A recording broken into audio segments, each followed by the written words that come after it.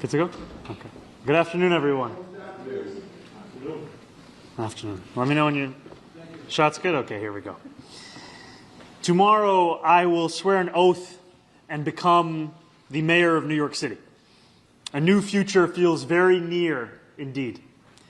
But for too many New Yorkers who come into daily contact with our public school system, be it parents, children, educators alike, the future is not something that they often look towards with hope and optimism.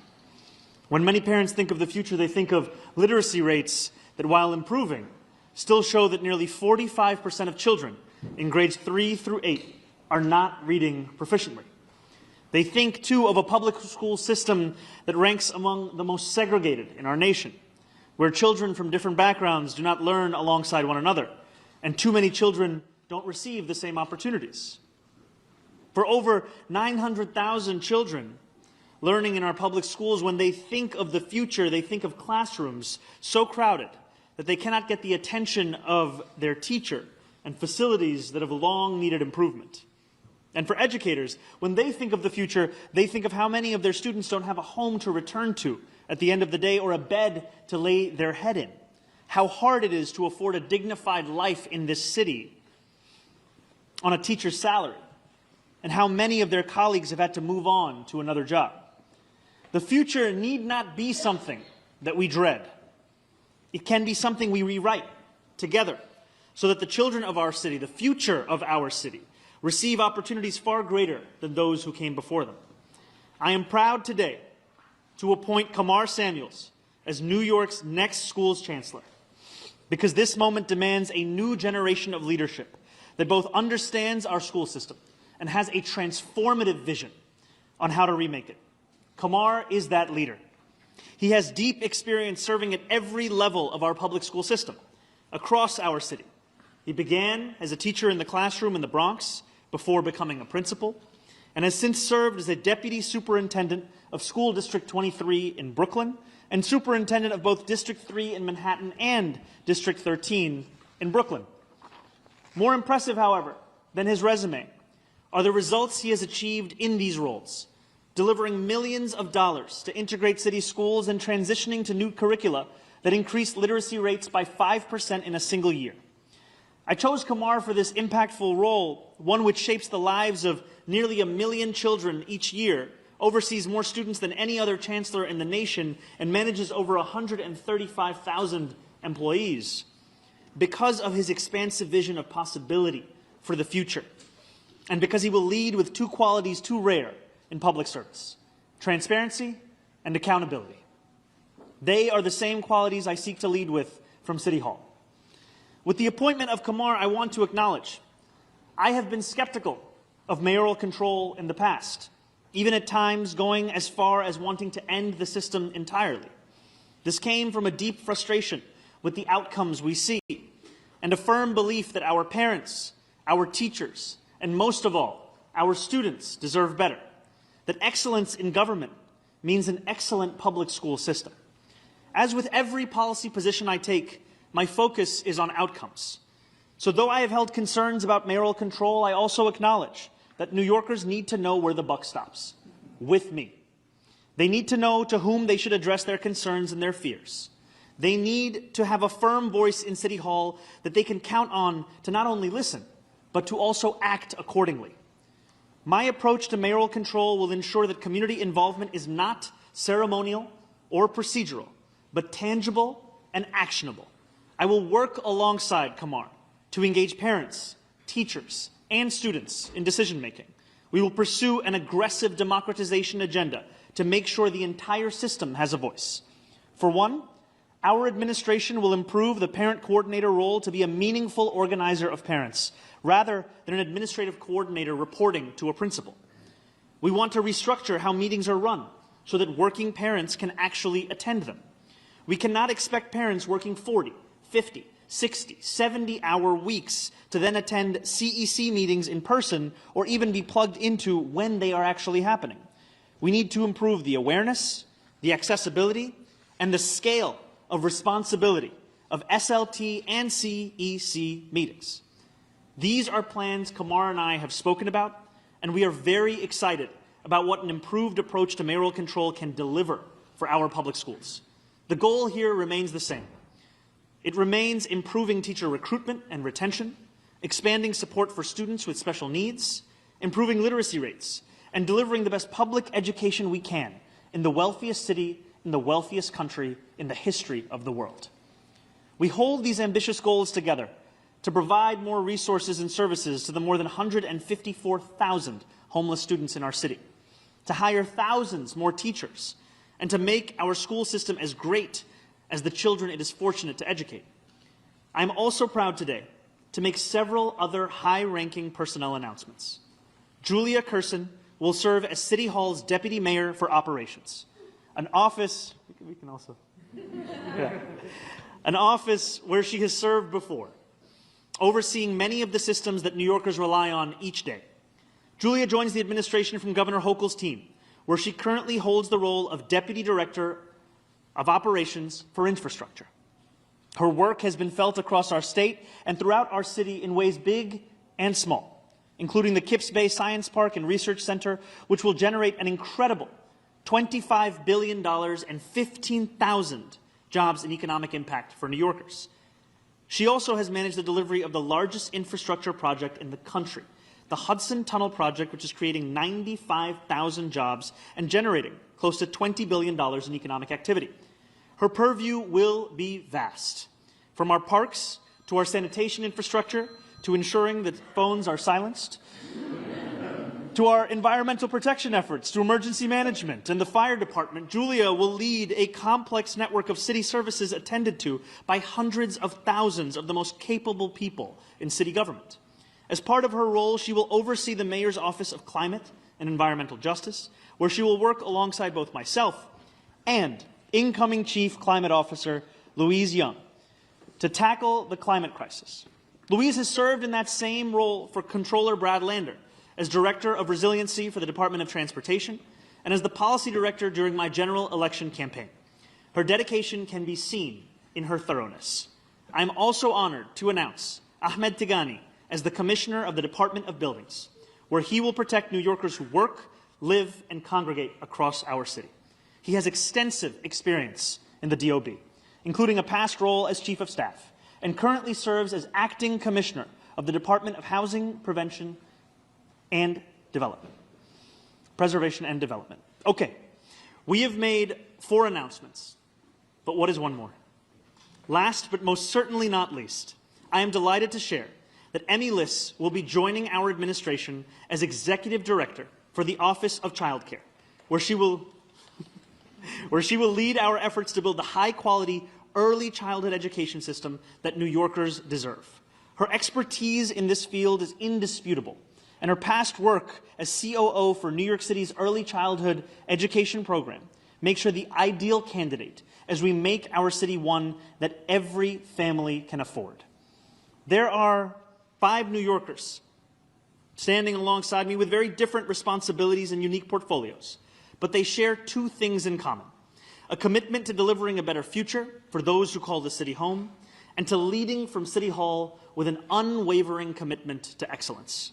I am grateful to them for serving this city that they each love so deeply, and I am eager for New Yorkers to experience the positive impact of their remarkable leadership. Thank you. It is now my sincere privilege to introduce your next school's Chancellor, Chancellor Samuels.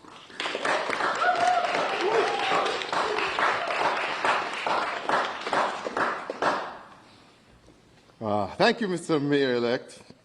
It's an honor to be here and stand before you as the next New York City Schools Chancellor.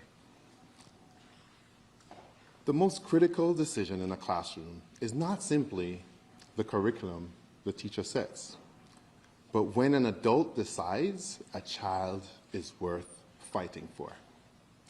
I started my career in an elementary school as an elementary school teacher in the Bronx, standing in front of students who deserved someone who believed in them and making a commitment to show up every single day for them. Because real learning doesn't happen in the abstract.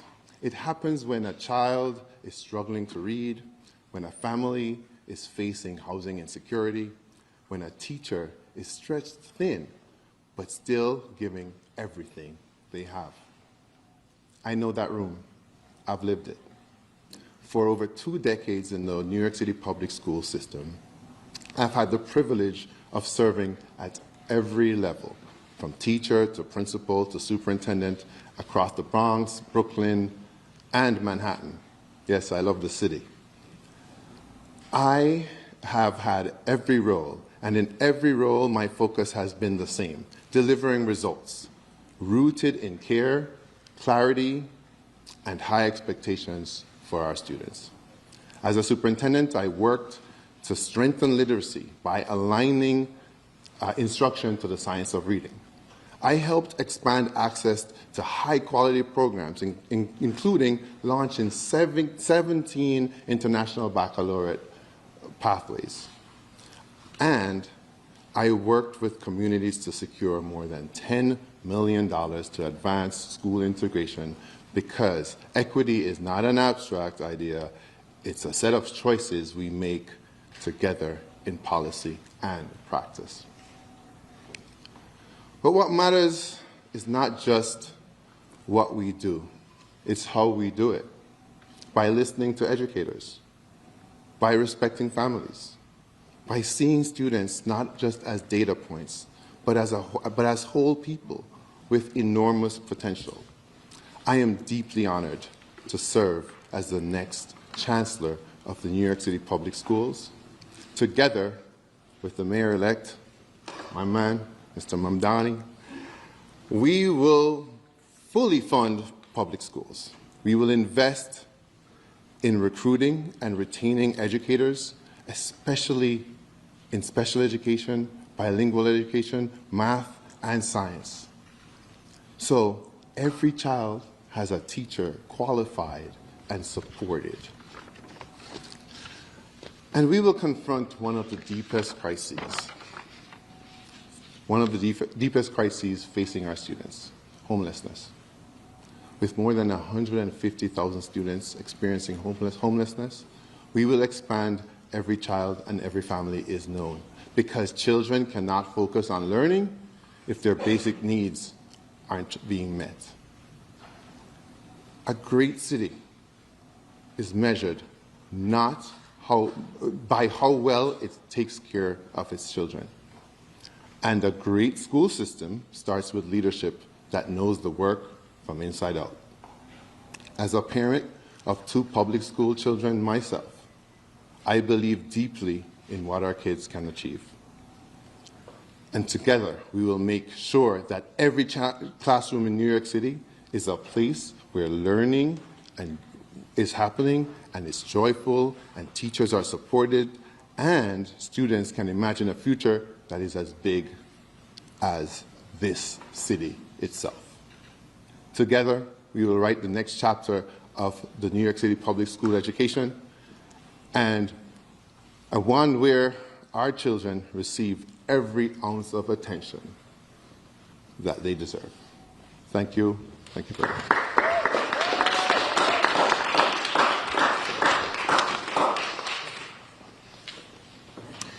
Now I would like to introduce our Commissioner of the DOB, Ahmed Tigani.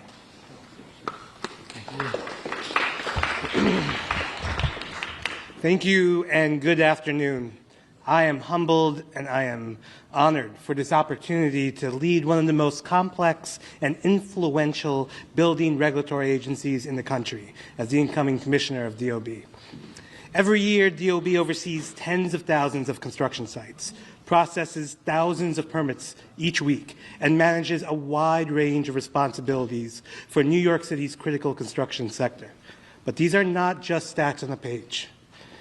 These are permits that represent a new home, each represents a new business, a school seat, or access to health care. Our work has real consequences, and it's felt every day across the city by New Yorkers. As a lifelong New Yorker, born and raised in Brooklyn and proud to have called many boroughs home, public service to the city isn't just a career in my family, it's a calling. shaped by a belief in giving back to a city that supported us so many times when we needed it the most.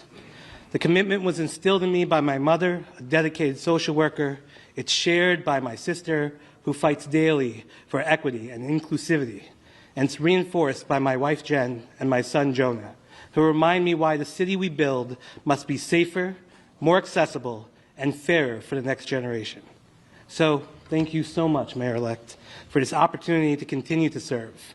Thank you to my colleagues at HPD for 5 years of wins for New Yorkers, to Commissioner Otto for his steady leadership over these past years, and to the incredible team at DOB, who I look forward to rejoining soon. The Mayor-elect's charge was clear: protect lives, enable growth, and build a greener city, urgently, with high standards, and with accountability at every step, so every New Yorker can trust the results. With those as our North Stars, I think I join my colleagues up here when I say we look forward to getting to work.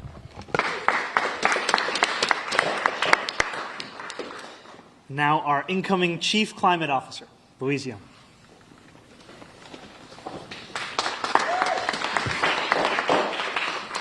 Thank you to Mayor-elect Mamdani for this great honor.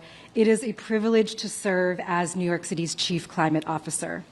I'm a lifelong public servant, and for the last decade, I have been so honored to work with New Yorkers across all 5 boroughs to advance climate justice.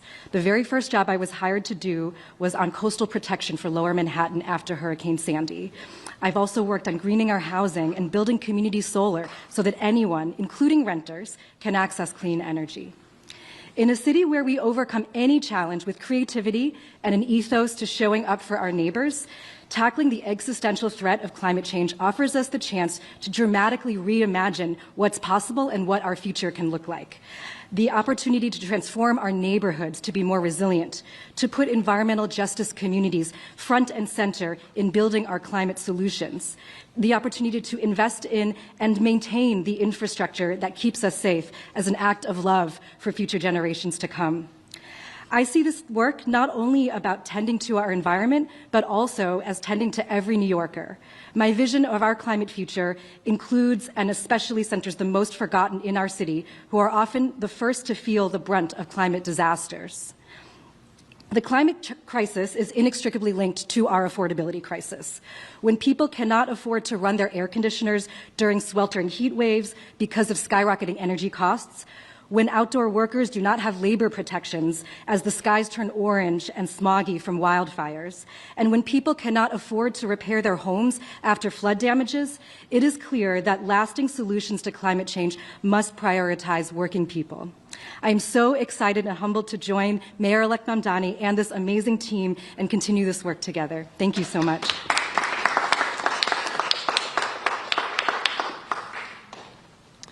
And now our incoming Executive Director of the Office of Child Care, Emmy Liss.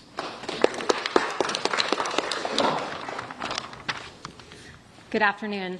I'm so grateful to Mayor-elect Mamdani for entrusting me to lead on universal child care, one of the most important pillars of our affordability agenda. When families have access to safe, reliable, high-quality child care, children learn and grow, parents are able to work and build economic stability, businesses and our economy thrive. But too often today, that is not the case. Parents are going into debt, leaving the workforce, or leaving the city entirely because they cannot afford childcare. Families with children under 6 are more than twice as likely to leave New York City.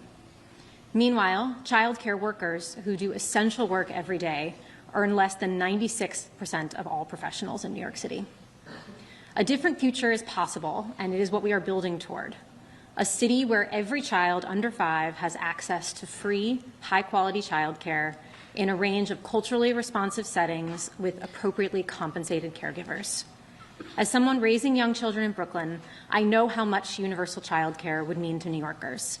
I would not be standing here today without the caregivers and educators in my children's lives. When I worked on the expansion of universal 3K and pre-K, I saw firsthand what it means when city government comes together to deliver for families. With the vision of universal childcare, we have a once-in-a-generation opportunity to come together again to double down on the city's investments and to design and implement a program that truly meets the needs of families and sustains our childcare providers and educators. Thank you for this opportunity.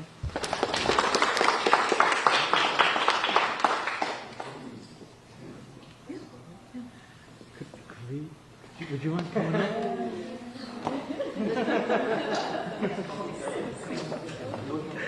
Best t-shirt.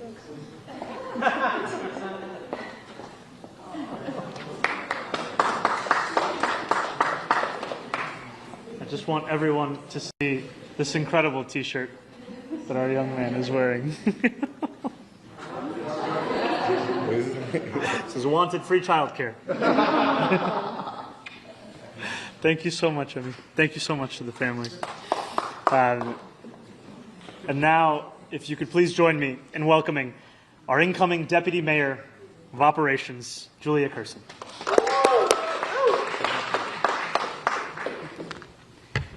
Thank you so much, Mayor-elect. I'm incredibly honored to be asked to serve in this administration. Your election really resonated with me, as it did with so many New Yorkers, in a way I didn't expect. Having spent the last year managing senseless uncertainty from Washington, D.C., your election reminded me, maybe even reminded the world, that government is supposed to work for the people. New York City hired you to bring them a New York that works for them, a New York that is for everyone and anyone. Now it's our job to deliver on that promise. I have spent the last 20 years delivering priority programs big and small, programs that were often met with skepticism. But I've also learned that with political will, vision, and creativity, nothing is impossible. The Deputy Mayor for Operations role is a big one, a portfolio of agencies that provide services that touch almost every aspect of daily life, services that, when done well, are often invisible. There should be a park nearby, open, safe, and clean, for when your kids have too much energy and you just have to get them out of the house. You should be able to walk, bike, drive, or take transit safely. When it rains or snows, the streets and sidewalks should be clear. Clean, safe drinking water should run from every faucet. And our public spaces should be places for community, where we can get to know our neighbors or take in the sounds of the city. It takes hundreds of thousands of people and dozens of agencies to deliver these services seamlessly. As my uncle used to say when we drove past a new stoplight in his town, "Do you know how many meetings it took to put up that stoplight?" Yes, it takes a lot of meetings, thinking, and planning to get things done right. But we have to move with a sense of urgency. New Yorkers cannot afford to wait for the services they rely on. I do want to take a quick second to thank some folks. I've had the pleasure of being mentored by some incredibly impressive women: Catherine Garcia, Jackie Bray, Alicia Glenn, Mira Joshi, Marie-Therese Dominguez, and Joanne Papageorgis. I have so enjoyed learning from all of them. Also, my mother and father, who raised me with a commitment to public service and made me believe I could do anything. My children, whom I love very much, and who love me even when I forget to send them to school with a crazy hat on Crazy Hat Day, and my husband, who makes me laugh every day. Thank you all. Now let's get to work.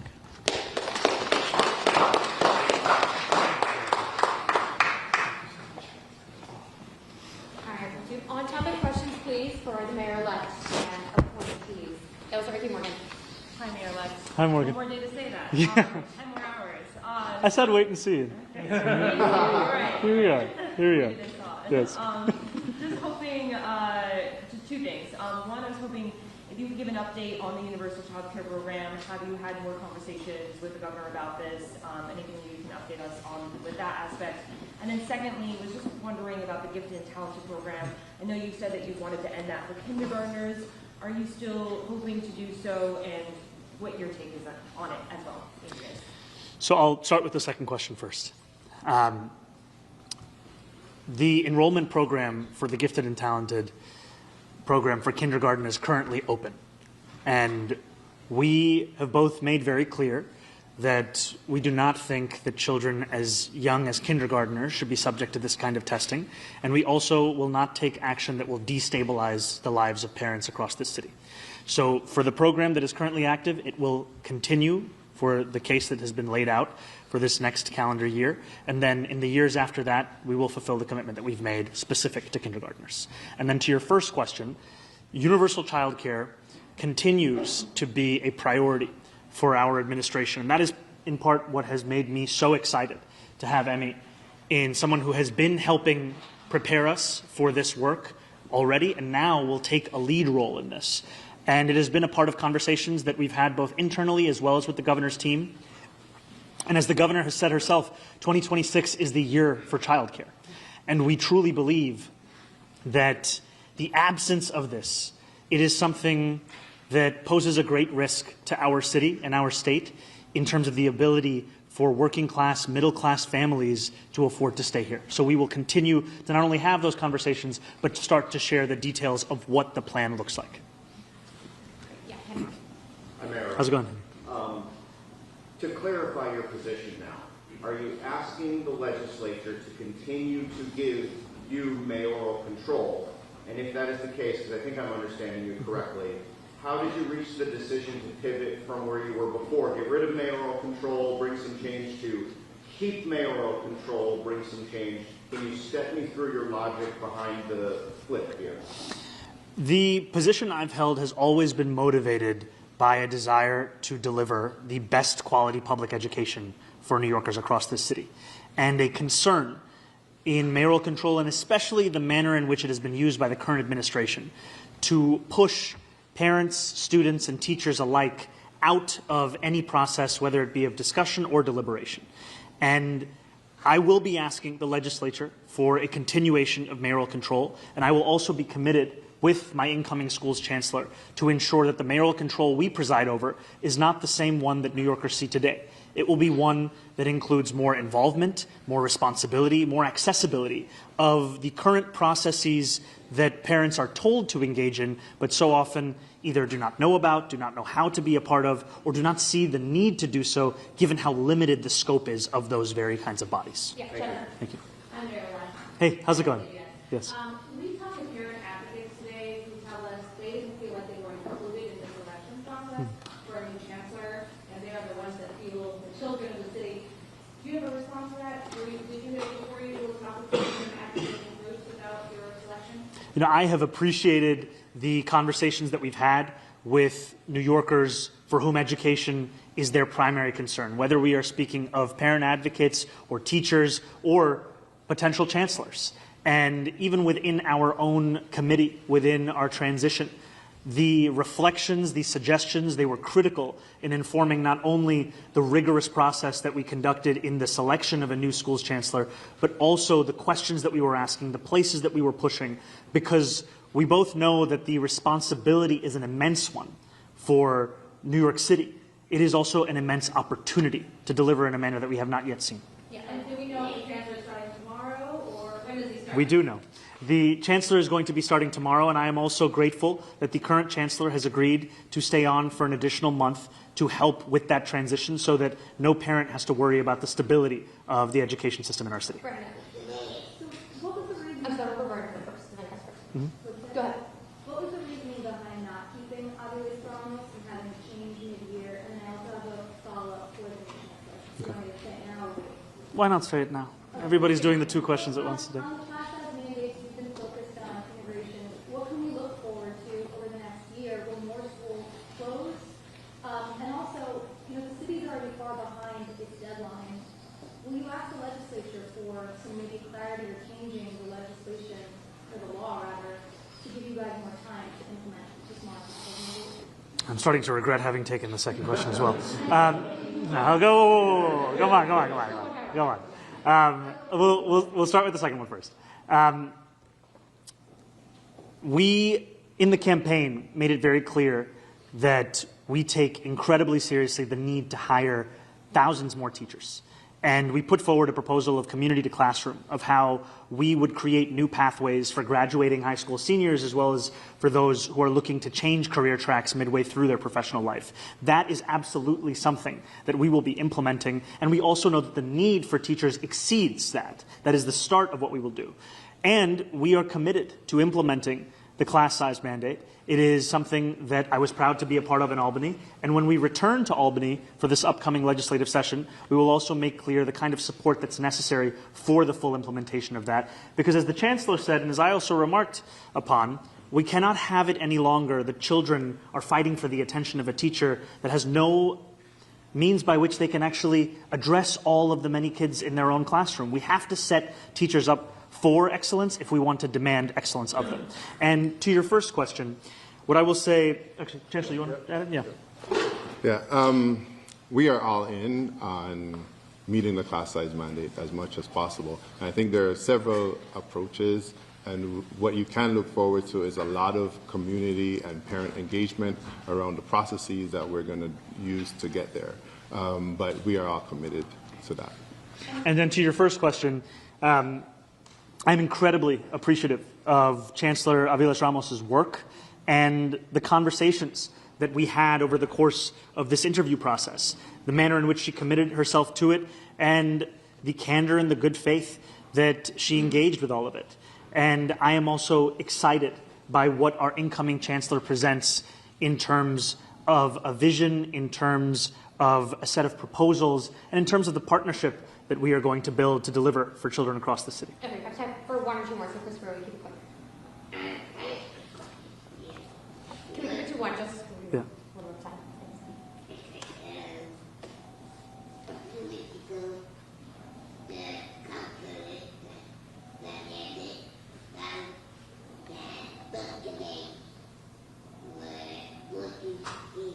Bus delays? Okay.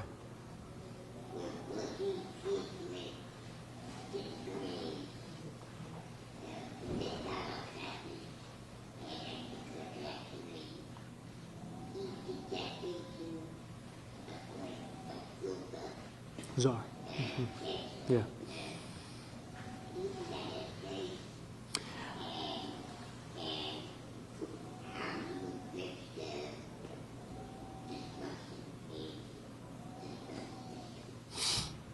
You know, I take very seriously that report, those findings. I think you'll find in the Chancellor's remarks as well as in my own that the quality of education and experience that we deliver for disabled children across the city has to be a priority. And I am at once appreciative of the fact that the bus contract was not extended to the full proposed amount. And I know that this is a challenge that we will have to address, we will have to tackle, and it will be a focus for both the school's chancellor and myself. Thank you guys so What much. do you say to parents who voted Super for quick. you because you promised you would end mayoral control? It was on your website. You talked about it even back in Albany. What do you say to people that voted for you because you promised you would end it? You know, I have always made clear that for me, the most important thing is the outcome at hand. And I understand that the way in which mayoral control has been used, especially by this administration, has been one that has pushed parents, students, and teachers further and further away from the process. And the answer cannot be the continuation of what we have seen mayoral control to be. We have to be able to balance both the incredible responsibilities we have to implement and deliver the education plans that we have already shared, as well as the ones that we will be deliberating and then deciding upon, as well as reforming this system through an aggressive democratization approach so that those same parents who continue to have those same concerns will find them being addressed in the structural changes we are making and in the changes we are making to the positions at hand. Thank you so much. Thank you, everyone.